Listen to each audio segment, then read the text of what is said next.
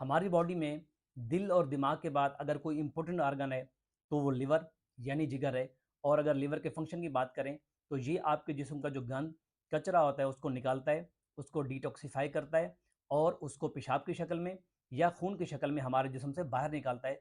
तो लोग पूछते हैं कि हमारी जो बॉडी है उसको तो लिवर डिटॉक्सिफाई करता है, लेकिन अगर हमें अपने लिवर को डिटॉक्सिफाई करना हो या उसको गंद कचरे से साफ करना हो तो हम कैसे करेंगे।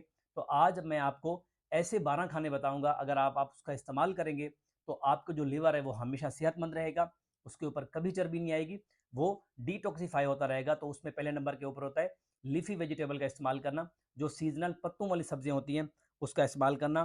दूसरे नंबर के ऊपर होता है गार्लिक यानी लहसन का इस्तेमाल करना, ये आपकी बॉडी में रीजनरेशन पावर जो होती है लीवर की वो बढ़ाएगा और इन्फ्लामेशन कम करेगा। और तीसरे नंबर के ऊपर होता है टर्मेरिक यानी हल्दी का इस्तेमाल करना, ये फ्री रेडिकल्स को कम करता है और आपके जिगर को सेहतमंद रखता है। और चौथे नंबर के ऊपर होता है कैरेट्स यानी गाजर का इस्तेमाल करना।